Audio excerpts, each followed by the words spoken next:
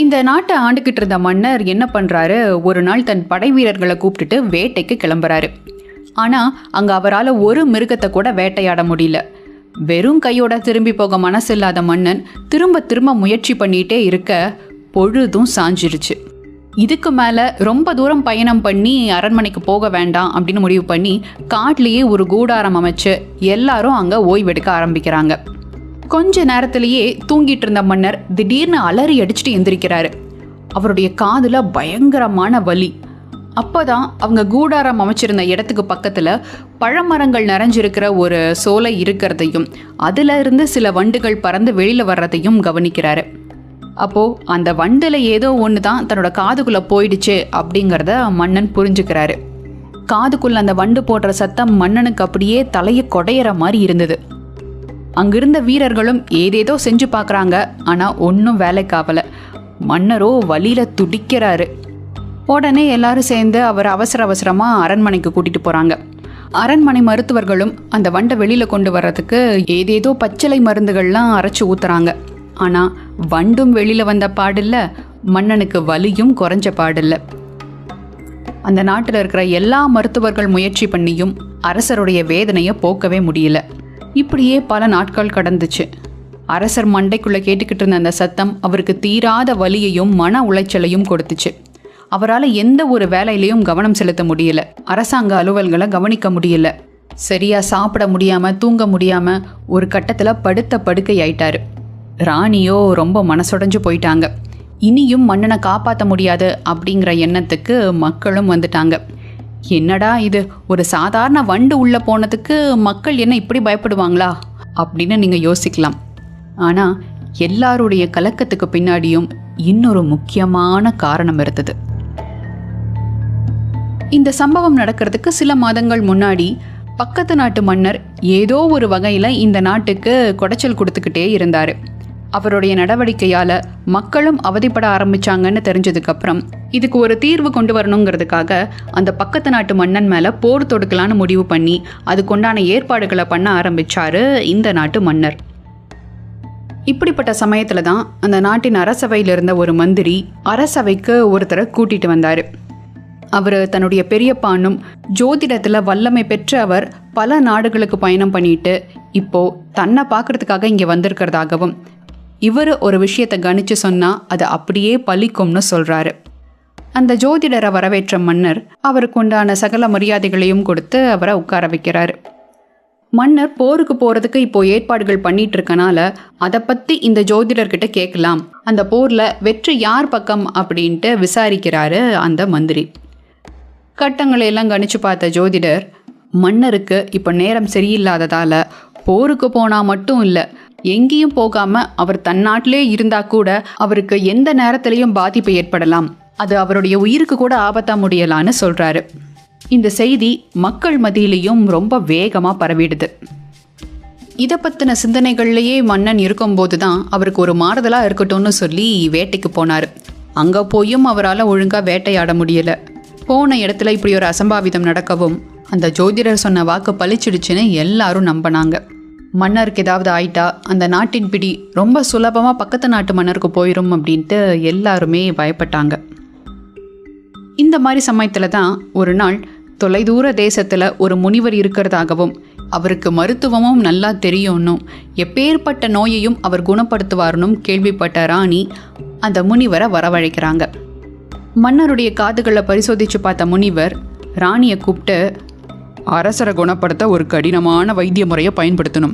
மன்னர் காதுக்குள்ளே போன வண்டு எந்த வகைன்னு முதல்ல தெரிஞ்சுக்கணும். அதை வச்சு தான் அவருக்கு எந்த மூலிகையில் மருந்து கொடுக்கணும்னு முடிவு பண்ண முடியும் அப்படின்னு சொல்கிறாரு. இது வரைக்கும் பார்த்த மருத்துவர்கள் யாரும் சொல்லாத ஒரு புது விஷயத்தை இவர் சொன்னதுனால தனக்கு கண்டிப்பாக குணமாக வாய்ப்பு இருக்குன்னு அரசரும் ராணியும் நம்பினாங்க. அந்த முனிவர் சொன்ன மாதிரியே சில காவல்காரங்களுடைய உதவியோட மன்னர் கூடாரம் அமைச்சிருந்த இடத்துக்கு போய் அங்கே இருந்த வண்டுகளை பார்க்குறாரு இந்த முனிவர். அப்புறமா அதுக்கேற்ற மூலிகைகளை சேகரிச்சுட்டு வந்து மருந்தை தயார் பண்ணுறாரு. அப்புறம் ஒரு பெரிய யாக குண்டம் வளர்த்து ஏதேதோ மந்திரங்கள் எல்லாம் சொல்லி அந்த மருந்தை மன்னருடைய காதுக்குள்ளே ஊத்துறாரு. அடுத்த நாள் காலையில் கண்டிப்பாக அந்த வண்டு வெளியில் வந்துடும்னு சொல்கிறாரு. அடுத்த நாள் விடியலை எதிர்பார்த்து மன்னரும் ரொம்ப நம்பிக்கையோட தூங்க போனார். அவர் சொன்ன மாதிரியே அடுத்த நாள் மன்னருடைய படுக்கையில் ஒரு வண்டு கிடந்தது. சரியா ஒரே நாளில் மன்னருடைய காது வலி சரியாகி பழைய பலத்தோட மீண்டு வந்தார் மன்னர்.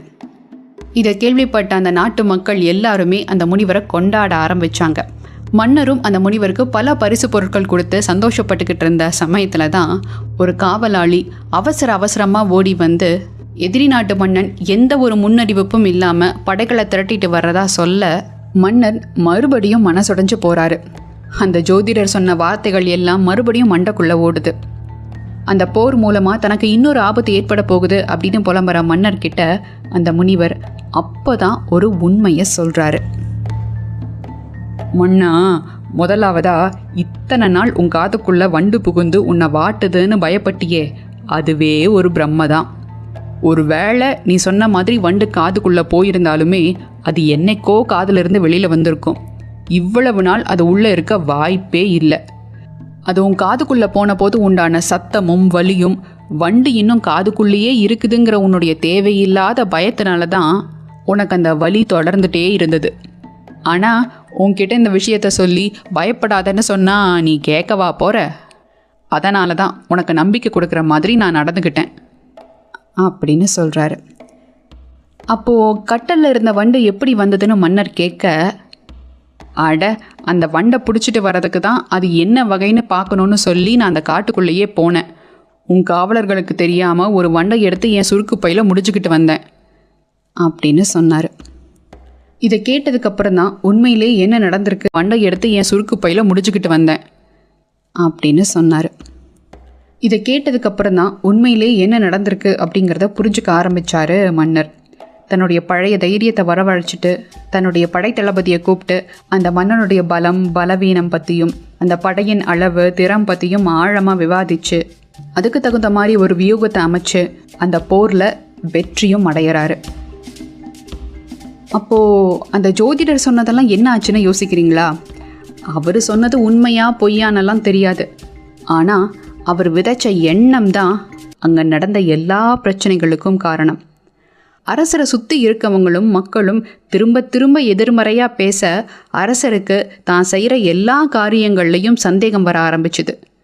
தனக்கு ஏதாவது ஆயிருமோ அப்படிங்கிற பயம் நாளுக்கு நாள் அதிகமாகி அவரை பலவீனமாக்குச்சு.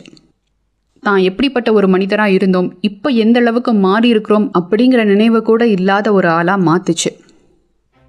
நாம் எப்படிப்பட்டவங்க, நம்ம சிந்தனைகள் எப்படி இருக்குது, நாம் செய்கிற காரியங்கள் எப்படி இருக்குங்கிறது நாம் வாழக்கூடிய சூழ்நிலைகளை பொறுத்தும் நம்ம தொடர்பில் இருக்கிற மனிதர்களை பொறுத்துமே அமையும்.